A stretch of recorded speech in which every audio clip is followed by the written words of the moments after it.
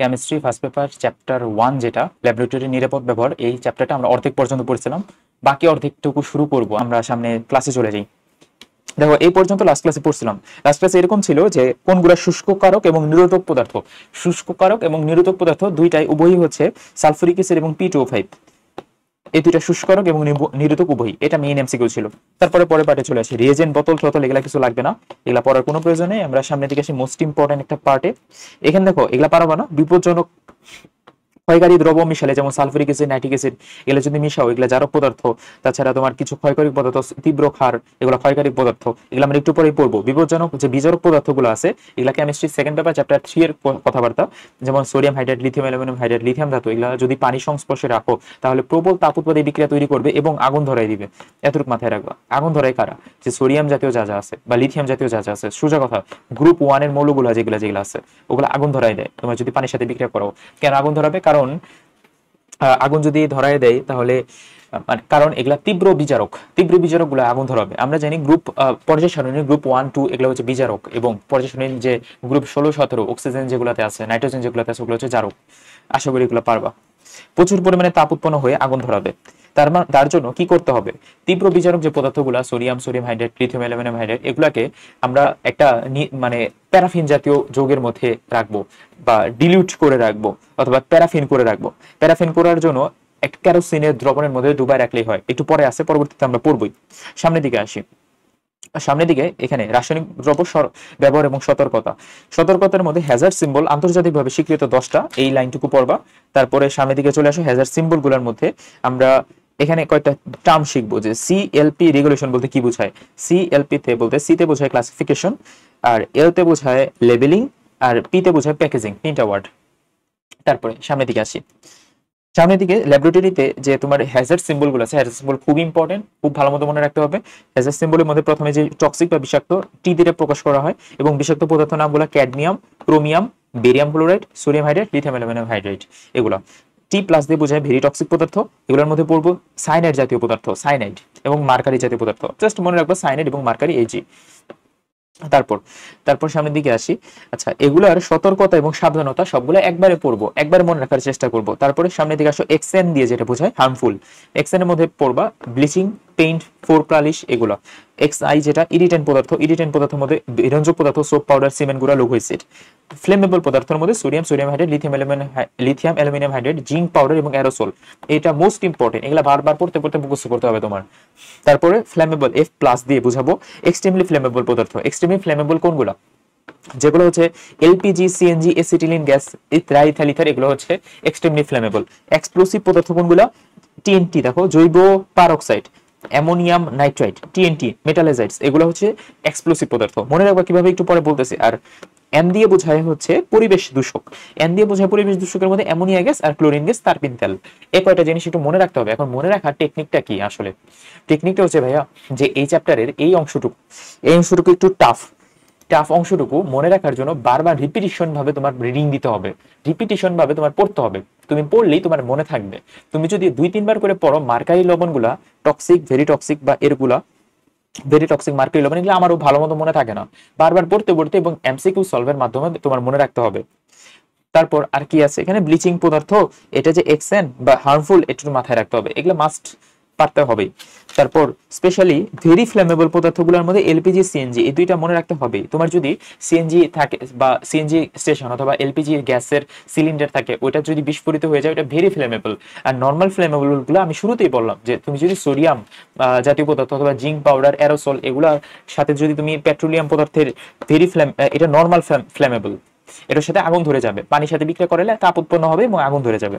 তারপরে সামনের দিকে আসি। ও দিয়ে বোঝায় অক্সিডাইজিং জারক। অক্সিডাইজিং জারকের এক্সাম্পল হচ্ছে ম্যাঙ্গানিজ জাতীয় এবং ক্রোমিয়াম জাতীয়, যে পটাশিয়াম পারম্যাঙ্গানেট এবং পটাশিয়াম ডাইক্রোমেট, এগুলো হচ্ছে অক্সিডাইজিং পদার্থ, যেটা আমরা কমন সেন্স অ্যাপ্লাই করে পারবো পরীক্ষার হলে। কারণ এটা আমরা পুরো কেমিস্ট্রি পড়ার পরে, যেহেতু এসএসসি 24-এ স্পেশালি ক্লাসগুলো দেখতেছো বা 25-এর ক্লাসগুলো দেখতেছো, তুমি কেমিস্ট্রি বেশ কয়েকদিন পড়লে বুঝে যাবে এগুলো অক্সিডাইজিং। কোনগুলো? যেগুলো তীব্র ক্ষার এবং তীব্র অ্যাসিড, যেমন তীব্র অ্যাসিডের মধ্যে নাইট্রিক অ্যাসিড, সালফুরিক অ্যাসিড, তীব্র ক্ষারের মধ্যে সোডিয়াম হাইড্রোক্সাইড, পটাশিয়াম হাইড্রোক্সাইড। তীব্র ক্ষারগুলো, তীব্র অ্যাসিড কোনগুলো? এগুলো কেমিস্ট্রি ফার্স্ট পেপার চ্যাপ্টার 3 তে দেখবো। সি দ্বারা প্রকাশ করা হয় কোরোসিভ। এগুলো হচ্ছে 10টা হ্যাজার্ড সিম্বল। বাকি যে আরো 2-3টা আছে, ট্রিফয়েল, আর হচ্ছে বিপদ স্বাস্থ্য ঝুঁকি, এটা একটু মাথায় রাখবা। ট্রিফয়েল ইউজ করা হয় তেজস্ক্রিয় পদার্থের জন্য। ট্রিফয়েলটা 1946 সালে মেইনলি এটা আবিষ্কার করা হয়, এতটুকু দেখো। তারপর একটা ওয়ার্ড পাবা, ম্যাটেরিয়াল সেফটি ডাটা শিট। এটার ফুল মিনিং মানে শর্ট মিনিং হচ্ছে এমএসডিএস। দেন আমরা আরো কয়েকটা জিনিস শিখবো এমএসডিএস এর মধ্যে কি কি আছে। সবগুলো এই চার্টের মধ্যে সব পড়া লাগবে না, শুধুমাত্র বেশ কয়েকটা পড়লেই হয়ে যাবে। যেমন তুমি ইথানল, বেনজিন, টলুইন এগুলা ফ্লেমেবল প্লাস ক্ষতিকর, এটি একটু মাথায় রাখবা প্রথমত। লাস্টেরটা মাথায় রাখবা, আর্সেনিক অক্সাইড ক্ষয়কারী এবং বিষাক্ত পদার্থ, এটা খুব ইম্পর্টেন্টলি মাথায় রাখবা। আর্সেনিক অক্সাইড ক্ষয়কারী এবং বিষাক্ত।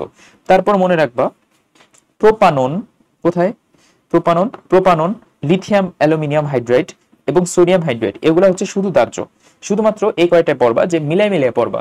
ইথানল, বেনজিন, টলুইন এগুলা F+H ক্ষতিকর এবং দাহ্য। তারপরে propanone, lithium aluminium hydride, sodium hydride এগুলো হচ্ছে ফ্ল্যামেবল, এই তিনটা পড়বা। লাস্টে আর্সেনিক অক্সাইড পড়বা, ক্ষয়কারী এবং বিষাক্ত। আর কিছু পড়া দরকার নেই। তারপর আমরা সামনের দিকে আসি। সামনের দিকে বেশ কয়েকটা কথাবার্তা পাবা, ভিতরের দিকে এগুলা বেশ কিছু লাগে না, বেশ ইম্পর্টেন্ট না, এগুলো আমরা পড়ার আমাদের কোনো দরকার নাই খুব একটা। আমরা সামনের দিকে এই পার্টে চলে আসবা, এই ছকটাতে। এই ছকের মধ্যে পড়বা কিছু কিছু পদার্থ থাকে যেগুলো ক্ষতিকর পদার্থ, কিন্তু ওই পদার্থটা আমাদের ব্যবহার করতে হবে। ওই ক্ষতিকর পদার্থের বিরুদ্ধে আমরা মানে ওই ক্ষতিকর পদার্থ বিকল্প হিসেবে আরেকটা ভালো পদার্থ ইউজ করতে পারবো, যেটা পরিবেশের জন্য কম ক্ষতিকর। ওই টাইপের পদার্থগুলোকে বলবো, পড়ি চলো। যেমন ক্লোরোফর্মের পরিবর্তে হেক্সেন, কার্বন টেট্রাক্লোরাইডের পরিবর্তে হেক্সেন, বেনজিনের পরিবর্তে টলুইন, জাইলিনের পরিবর্তে টলুইন। তাহলে দুইটা করে পড়বা, chloroform hexane, carbon tetrachloride hexane, benzene toluene, xylene toluene. তারপরে আসবে বিউটানল 2, বিউটানল 1, এগুলো হচ্ছে ভালো পদার্থ, বিকল্প ভালো এগুলো। আর আর এগুলো হচ্ছে খারাপ, এগুলার পরিবর্তে এগুলা ব্যবহার করব। তারপরে লেড ক্রোমেটের পরিবর্তে পটাশিয়াম কার্বনেট এবং পটাশিয়াম ধাতুর পরিবর্তে ক্যালসিয়াম ধাতু, দুইবার রিডিং করবা, মুখস্থ হয়ে যাবে। তারপর আমরা সামনের দিকে আসি। অন্তরা লাবিবা, তারিনা খানম ক্লাসটা করো। হ্যাঁ ভাইয়া, যারা যারা বন্ধুর বান্ধব আছো তাদের ক্লাসটা করতে বলো। ক্লাসটা আসলে উপকারীর ক্লাস, যারা মেডিকেল অ্যাডমিশন প্রার্থী আছো তাদের জন্য 100% ইম্পর্টেন্ট ক্লাস। কমেন্ট করছে হচ্ছে তা অন্তরা লাবিবা, ঠিক আছে ভাইয়া, তোমার ফ্রেন্ডদের তুমি মেনশন করে দিতে পারো। আমরা সামনের দিকে যাই। সামনের দিকে এখানে বেশ কয়েকটা টার্ম আছে, দেখো এই পেজে আসো সরাসরি। এই পেজটা খুলো, একটু টাইম দিলাম। এই পেজের মধ্যে এই 3 নাম্বার পয়েন্ট আর 4 নাম্বার পয়েন্ট আর কত আর 2 নাম্বার পয়েন্ট, এই 3টা পয়েন্ট পড়তে হবে। 3টা পয়েন্ট মনে রাখার কৌশলটা বলি আগে।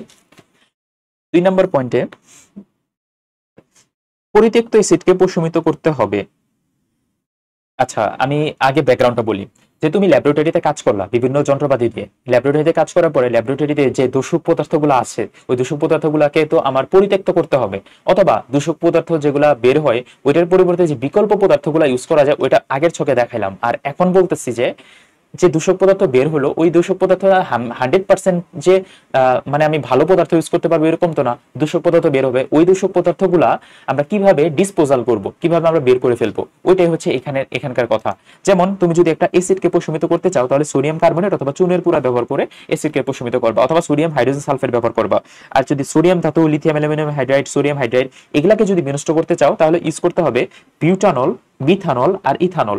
অপশনে দিবে প্রোপানন, প্রোপানন কিন্তু হবে না। তাহলে মানে আমি 1 ইউজ করতে পারবো মিথানল, 2 ইউজ করতে পারবো ইথানল, 4 ইউজ করতে পারবো বিউটানল।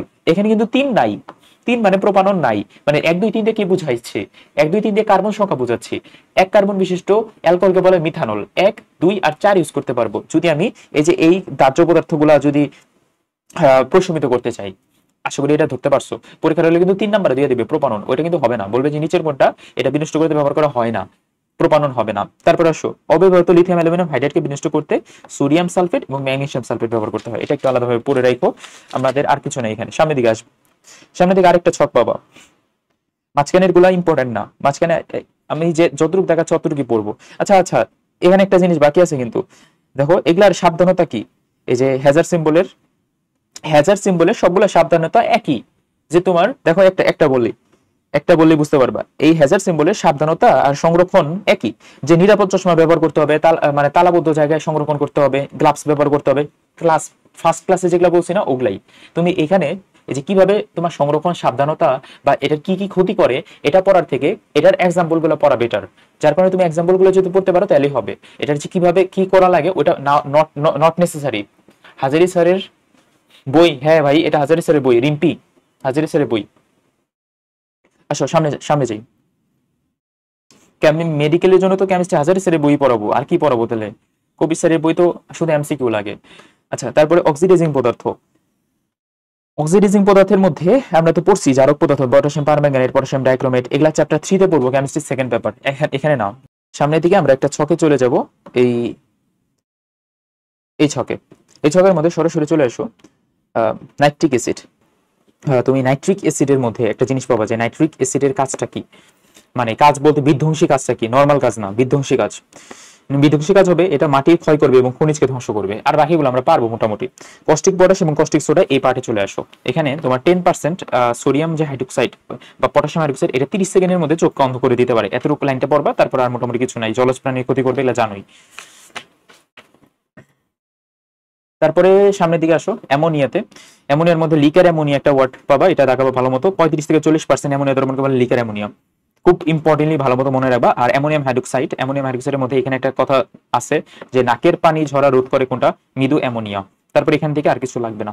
তারপরে সামনের দিকে আসো পটাশিয়াম পারম্যাঙ্গানেট। পটাশিয়াম পারম্যাঙ্গানেট শতভাগ ডায়রিয়া করবে, এতটুকু ভাইয়া ভালো মতো মনে রাখতে হবে যে শতভাগ ডায়রিয়া করে কে, পটাশিয়াম পারম্যাঙ্গানেট না পটাশিয়াম ডাইক্রোমেট, পটাশিয়াম পারম্যাঙ্গানেট। তারপরে তারপরে পটাশিয়াম ডাইক্রোমেট, এটাও ডায়রিয়া করবে বাট শতভাগ ডায়রিয়া করবে না। তারপরে নিচে থেকে ফরমালিন একটা পার্ট আছে। ফরমালিন পার্টের মধ্যে 40% জলীয় দ্রবণকে বলে ফরমালিন। ফরমালিন কি করে? ফরমালিন পচন রোধ এবং ক্ষুদ্র প্রাণী কোষকে ধ্বংস করে এবং পরিবেশের ক্ষতি করে। এই 2-3টা লাইন পড়ার পরে আমরা সামনের দিকে চলে আসবো। এদিকে এগুলা কিছু ইম্পর্টেন্ট না।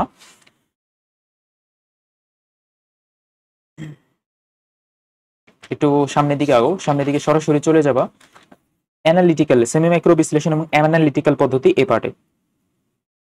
সেমি মাইক্রো এবং মাইক্রো অ্যানালিটিক্যাল পদ্ধতি। দেখো কিছু কিছু পদার্থ আছে আমরা খুব কম পরিমাণে ইউজ করি, ওইটা খুব কম পরিমাণে যদি ইউজ করো তাহলেই হয়ে যায়। আর কিছু কিছু পদার্থ হচ্ছে বেশি পরিমাণে ইউজ করা লাগে, ওটাকে বলে ম্যাক্রো।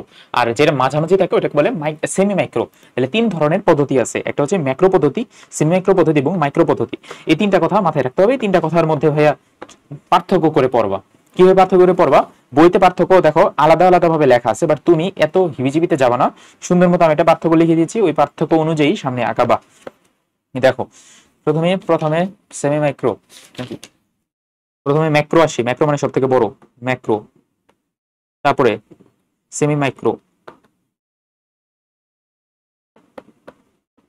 তারপরে ম্যাক্রো। এই 3টা আগে সিরিয়ালি লাগবে, সরি মাইক্রো, মাইক্রো ম্যাক্রো না তো মাইক্রো, মাইক্রো। 3টা কথা সিরিয়ালি লেখা। সিরিয়ালি লেখার পরে ম্যাক্রো বিশ্লেষণ, সেমি মাইক্রো এবং মাইক্রো বিশ্লেষণের মধ্যে প্রথমে লিখবে 0.5 থেকে 2 গ্রাম। তারপরেরটা হইতেছে 1 ঘর করে দশমিক আগাবা। দশমিক যদি 1 ঘর করে আগাও তাহলে আসবে 0.05 থেকে 0.2 গ্রাম। তারপরে আরো 1 ঘর আগাবা, 0.005 থেকে 0.02 গ্রাম। দেখছো একদম সিম্পলি মনে রাখা যায়। আর এটা একক কি? একক হচ্ছে গ্রামে, এগুলা সবগুলো একক গ্রামে। তাহলে তোমাকে যদি মিলিগ্রামে কত সেমি মাইক্রো তাহলে বের করতে পারবা না, 10⁻³ দিয়ে গুণ করে দিবা। আচ্ছা, তারপরে তোমাকে যদি কঠিন পদার্থ দেয় তাহলে গ্রামে হিসাব করবো, আর যদি তরল পদার্থ হয় তাহলে তো হিসাব করতে হবে এমএল এ। তখন প্রথমটা 20 থেকে 30 ml, পরেরটা হচ্ছে 1 ঘর কমাবা 2 থেকে 4 ml, তারপর আরেক ঘর কমাবা 0.2 থেকে 1 ml। কিন্তু এখানে দেখো লাস্টে 4 ml, এখানে কিন্তু 30 ml ছিল, 30 কে 40 বানাবা ওইভাবে, মানে 1 ml। এটা একটু এক্সেপশনালি মনে রাখতে হবে, একটু ছক করে যদি পড়ো তাহলে তোমার জন্য ভালো হয়। আরেকটা মোস্ট ইম্পর্টেন্ট কথা মাথায় রাখতে হবে যে সেমি মাইক্রো বিশ্লেষণে আমরা থায়োএসিটামাইড ব্যবহার করি H2S এর পরিবর্তে। এটা বইয়ের ভিতরে দেখাই তাহলে তোমাদের জন্য সুবিধা হবে। ওকে, তারপরে ভিতরের দিকে সামনে আসো। দেখো সেমি মাইক্রো বিশ্লেষণের ক্ষেত্রে কি কি ব্যবহার করা হয়? Semi micro test tube, centrifuge tube এবং সেন্ট্রিফিউজ যন্ত্র, এগুলোর ভ্যালুগুলা একটু পর একটা ছকে আসবে, ভ্যালুগুলা পড়বো। মিন হোয়াইল তুমি আমাকে এই অ্যান্সারটা দাও, সেমি মাইক্রো বিশ্লেষণে নমুনায় কত কোনটি ব্যবহার করা যাবে না? 60 ml, 60 মিলিগ্রাম, 120 মিলিগ্রাম, 200 মিলিগ্রাম নাকি 250 মিলিগ্রাম? এই প্রশ্নটা মেডিকেলে ধরে নাও আইসা পড়ছে প্রায় সামনের মেডিকেলে। তাহলে এটা আমরা একটু আগে বললাম যে 0.05 থেকে 0.2, এটা মানে হচ্ছে 50 থেকে 200 মিলিগ্রাম। 10⁻³ দিয়ে যদি উভয় পাশে গুণ করে দাও 50 থেকে 200 মিলিগ্রাম আসে। 50 থেকে 200 তাহলে কোনটা হবে না? 250 মিলিগ্রাম, এটা হবে না। তাহলে সামনের দিকে আসি। এই যে সামনের দিকে সেমি ম্যাক্রো বিশ্লেষণ আর ম্যাক্রো বিশ্লেষণের মধ্যে তুমি টেস্ট টিউবের ভ্যালুটা পড়বা 4 ml, আর এখানে 10 থেকে 20 ml, দেখো ম্যাক্রোতে বেশি হয়। তারপরে সেন্ট্রিফিউজ টিউবেরটা পড়বা 3 ml, এখানে 15 থেকে 50 ml, একটু পড়বা কষ্ট করে। তারপর এখান থেকে স্প্যাচুলা টেচুলা এগুলো লাগবে না, এত কিছু লাগবে না। তারপরে একটা পার্থক্যতে আসো, এই পার্থক্যতে এই মেজারিং সিলিন্ডার ব্যবহার করা হয় তরল পরিমাপের জন্য ম্যাক্রো বিশ্লেষণে। আমরা জানি মেজারিং সিলিন্ডার ইউজ করা হয় সেকেন্ডারি স্ট্যান্ডার্ড পদার্থতে। সেকেন্ডারি স্ট্যান্ডার্ড পদার্থতে যেহেতু মেজারিং সিলিন্ডার ইউজ করা হয়, যার কারণে ম্যাক্রো মানে অনেক বেশি লাগবে। আর সেমি ম্যাক্রোতে সেমি ম্যাক্রো ক্যাপিলারি টিউব, দেখো নামের মধ্যে অ্যান্সার আছে সেমি ম্যাক্রো।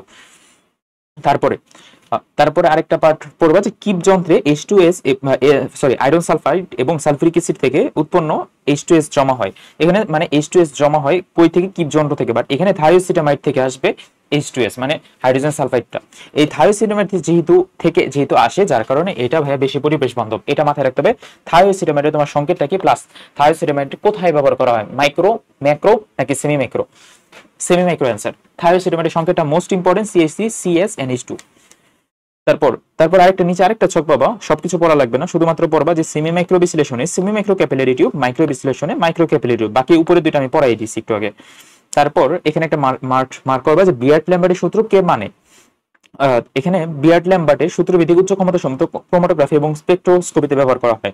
মূল কথা, বিয়ার্ট ল্যাম্বার্টের সূত্র মানে কে? মাইক্রো। আর সেমি মাইক্রোতে বিয়ার্ট ল্যাম্বার্টের সূত্র নাই, এতটুকু পড়লেই হবে। তারপর আমরা সামনের দিকে আসি, সামনের দিকে এগুলা কিছু লাগবে না, সরাসরি আসল পরে চলে আসো। ফিউম হুডের প্রথমে কাজটা করতে হবে। ফিউম হুড হচ্ছে এই ল্যাবের মধ্যে তোমার যে বিভিন্ন দূষিত পদার্থ থাকে বা ল্যাবের মধ্যে বিভিন্ন গ্যাস তৈরি হয়, অস্বাস্থ্যকর গ্যাসগুলা ল্যাব থেকে বের করে দিতে সহায়তা করে ফিউম হুড। ফিউম হুডের মধ্যে অতি গাঢ় যে সালফিউরিক অ্যাসিড, নাইট্রিক অ্যাসিড এবং HCl, এই তিনটা word, nitric acid, sulphuric acid এবং HCl হাইড্রোক্লোরিক অ্যাসিড, তিনটাকে লঘু করবে। আর যে যত বেশি লঘু হবে সে তত কম ক্ষতি করবে। তারপরে ফিউম হুডের কাজ শেষ হলে বৈদ্যুতিক সুইচ অফ করে এবং সামনের গ্লাস টেনে অনেক কিছু করা হয়, এগুলো আমাদের লাগবে না। এখানে একটা জিনিস মাথায় রাখবে, বাণিজ্যিক অ্যাসিড কোনগুলো, যেটা আমাদের কেমিস্ট্রি সেকেন্ড পেপার চ্যাপ্টার 3 তে আছে। আমি এখানে লিখে দিচ্ছি, তোমাদের জন্য সুবিধা হবে। বাণিজ্যিক অ্যাসিড হচ্ছে টোটাল 3টা। একটা হচ্ছে সালফিউরিক অ্যাসিড, নাইট্রিক অ্যাসিড আর ফসফরিক অ্যাসিড। ফসফরিক অ্যাসিড হচ্ছে H3PO4। তাহলে দুইটা যেন পেঁয়াজ না বাজে, আমি দুইটা লিখে রাখলাম যেন তোমার কাজে লাগে। তারপর ভাই সামনের দিকে আসি, এখানে একটু দেখো তো এই এমসিকিউটা পারা যায় কিনা। কোনটি শুষ্কারক হিসেবে কাজ করবে? শুষ্কারক হিসেবে কাজ করে হচ্ছে P2O5। এটা শুষ্কারক এবং নিরোধক দুইটা হিসেবে কাজ করবে, প্লাস নিরোধক। তাহলে পারা যাবে এটা। তারপরে সামনের দিকে আসো, ল্যাবরেটরিতে যদি আগুন ধরে তাহলে কি করব? অগ্নি নির্বাপক বা ফায়ার এক্সস্টার ইউজ করব। ফায়ার এক্সস্টারের মধ্যে একটা লাইন পাবা যে ফায়ার এক্সস্টারে কোনোদিনও তোমার যে মানুষের উপরে স্প্রে করা যাবে না। আর কি পড়বা এখান থেকে? আর কিছু লাগবে না। যেমন মানুষের উপরে স্প্রে করলে কেন? কারণ এখানে ভিতরে যে অ্যাসিড এবং কার্বন ডাইঅক্সাইড এটা ক্ষতি করতে পারে। অগ্নি নির্বাপক কম্বল থাকবে এবং বালি ভর্তি বালি থাকবে, পানি থাকবে না, পানি দেওয়া যাবে না। তিনটা জিনিস দিতে হবে। তাহলে তোমাকে যদি বলে ল্যাবরেটরিতে কি কি থাকে, এই তিনটা জিনিস থাকে, অগ্নি নির্বাপক যন্ত্র, কম্বল আর বালি ভর্তি বালতি। পানি কিন্তু থাকে না। তাহলে অপশনে যদি পানি থাকে তাহলে পানি দিবা, পানি জানি দাও না। তারপরে সামনের দিকে আসো, বুলেট পরিষ্কার করতে নিচের কোনটি পরিষ্কারক ব্যবহার করতে হয়? এটা ক্রোমিক অ্যাসিড মিশ্রণ, সবাই জানো। তারপর আমরা সামনের দিকে আসি, আগুন লেগে গেলে করণীয় কি? আগুন লেগে গেলে করণীয় একবার রিডিং দিবা, জাস্ট এই কথাটা মাথায় রাখবা, never turn the carbon dioxide extinguisher on a person. তারপর ল্যাবরেটরি কিট, আচ্ছা আগুন লাগলে আর কিছু, এই যে পানি ব্যবহার করা যাবে না, যে কথাটা বললাম একটু আগে। তারপর আসলে ল্যাবরেটরি কিট বা ফার্স্ট এড বক্সের মধ্যে কি কি থাকে এবং ফার্স্ট এড বক্সে আমাদের কাজগুলো কি। প্রথমে মনে রাখতে হবে যে ফার্স্ট এড যে বক্সটা থাকে, ফার্স্ট এড বক্সের মধ্যে আসলে ল্যাবরেটরি কিটের মধ্যে থাকে কি? ডেটল থাকবে, রাবিং অ্যালকোহল থাকবে 70% আইসোপ্রোপাইল অ্যালকোহল, তারপরে বার্নল ক্রিম থাকবে এবং টিংচার আয়োডিন থাকবে। এই দুই তিনটা কথা খুব ভালো মতো মনে রাখতে হবে যে কি কি থাকে ল্যাবের মধ্যে। তারপর ফার্স্ট এড বক্সটা যে দেওয়ার পরেও আরো কিছু কথা আছে। টিংচার আয়োডিন থাকে, টিংচার আয়োডিনের সংকেতটা লাগে। টিংচার আয়োডিনের মধ্যে আয়োডিনই থাকবে 2 গ্রাম এবং 3 গ্রাম থাকবে পটাশিয়াম আয়োডাইড, আর 50 ml থাকবে ইথানল এবং 45 ml থাকবে ডিস্টাল পানি, আর 2% টিংচার আয়োডিন দ্রবণ তৈরি করা হয়। টিংচার আয়োডিনের এই পার্টটুকু একটু ভালো মতো পড়তে হবে। তারপর নিচের কোনটি রঙিন আয়ন গঠন করে? এটা চ্যাপ্টার 3 এর পর, এগুলা পারবা। নিচের কোনটি প্রাইমারি স্ট্যান্ডার্ড পদার্থ? কমেন্টে জানাও, এগুলা সবাই পারবা, লাস্ট ক্লাসে পড়াইছি। যেটাতে সি থাকে ওগুলা প্রাইমারি স্ট্যান্ডার্ড পদার্থ। যেমন হাইড্রোক্লোরিক অ্যাসিড বাদ দিয়া, হাইড্রোক্লোরিক অ্যাসিড তো সেকেন্ডারি, এটাও সেকেন্ডারি, তাহলে সোডিয়াম কার্বন হচ্ছে প্রাইমারি স্ট্যান্ডার্ড পদার্থ। তাহলে এতটুকু আশা করি পারা যাবে। তারপর আমরা নিচে দিকে আসি, ল্যাবরেটরি কিট ঠিক এগুলা মোটামুটি শেষ। তারপরে এই দুইটা ইম্পর্টেন্ট কথা, যে হাতে যদি অ্যাসিড লাগে তুমি কি করবা, হাতে যদি ক্ষার লাগে বা চোখে যদি ক্ষার লাগে তাহলে কি করবা। হাতে যদি অ্যাসিড লাগে তাহলে প্রথমে 5% সোডিয়াম বাইকার্বনেট দিতে হবে, অ্যাসিড লাগলে মৃদু ক্ষার দিতে হয়, সোডিয়াম বাইকার্বনেট মৃদু ক্ষার। সেম ভাবে তোমার যদি ক্ষার লাগে তাহলে 5% বোরিক অ্যাসিড দিবা, বোরিক অ্যাসিড হচ্ছে মৃদু অম্ল, তাহলে ক্ষার লাগলে মৃদু অম্ল দিবা, আর যদি অ্যাসিড লাগে তাহলে মৃদু ক্ষার দিবা, এভাবে। আর চোখ ধোয়ার 15 মিনিটের পরে আবার ডাক্তারের শরণাপন্ন হতে হবে, এই কয়টা কথা দেখো। আর ফার্স্ট এড বক্সের মধ্যে অ্যান্টিসেপটিক লোশন টোশন এগুলা থাকে, বার্নার ক্রিম থাকে, এগুলা তোমার দিতে হবে। এই কয়টা দাগানো লাইন যদি ভাই তুমি যদি শুধু পড়ো তাহলে মেডিকেল অ্যাডমিশনের জন্য এনাফ। তাহলে এটা বলো যে এইটার পরিবর্তে কি ব্যবহার করা হয়, এই দ্রাবক রূপে ক্লোরোফর্মের পরিবর্তে কি ব্যবহার করব, জানতে পারা যায় কিনা। ক্লোরোফর্মের পরিবর্তে হেক্সেন ব্যবহার করবো, হেক্সেনের সংকেত হচ্ছে C6H14। তোমরা সবাই অর্গানিক কেমিস্ট্রির ক্লাসগুলো করো, আর ভাইয়া মোটামুটি যতটুকু পড়াইলাম এতটুকু একটু পড়ার চেষ্টা করো। লাস্ট অফ অল এটা বলতে চাই যে কেমিস্ট্রি ফার্স্ট পেপার চ্যাপ্টার 1-এ আমি যতটুকু পড়ালাম অতটুকু তুমি বইয়ের ভিতর থেকে পড়বা, তারপরে কবির স্যারের বইয়ের এমসিকিউ গুলো পড়বা, তারপরে হাজারি স্যারের বইয়ের এমসিকিউ গুলো পড়বা। এরকম করে যদি এতটুকু পড়তে পারো তাহলে তোমার জন্য এনাফ। এর বাইরে আর তোমার কোনো কোচিং এর গাইড লাগবে না, এর বাইরে তোমার কোনো কোচিং এর এমসিকিউ কিছু লাগবে না, সোজা কথা কিছুই লাগবে না, মানে কিছুই লাগবে না। জাস্ট এতটুকু তুমি পড়ো, আর তুমি কোনো যদি আনইউজুয়াল কোশ্চেন পাও কোচিং এর পরীক্ষায় অথবা আমাদের এক্সাম লাস্টে, তাহলে তুমি ওই আনইউজুয়াল কোশ্চেনটা হয় তুমি তোমার কাছে যদি মনে হয় বই থেকে একটু দেখা দরকার, দেখি যে বইয়ের কোথা থেকে দিচ্ছে, তাহলে তুমি ওই কোশ্চেনটা বই থেকে একটু দেখে নেওয়ার চেষ্টা করো। আজকে এতটুকুই রাখি, আমাদের এই ক্লাসগুলো সবকিছু আমাদের ইউটিউব চ্যানেলে রেকর্ডেড থাকবে, রেকর্ডেড ক্লাসগুলো দেখো, আর ক্লাসে একটু উপকার লাগলে নিজে কমেন্টে জানিয়ে দিও যে হ্যাঁ ভাই উপকার লাগতেছে। আর আরো কিছু একটু উপকার লাগলে তাহলে আমাদের এক্সাম ব্যাচে ভর্তি হতে পারো, এক্সাম ব্যাচে কিন্তু ডিসকাউন্ট চলতেছে, পেজে নক দিও। আজকে এই পর্যন্তই, দেখা হচ্ছে পরবর্তী ভিডিও।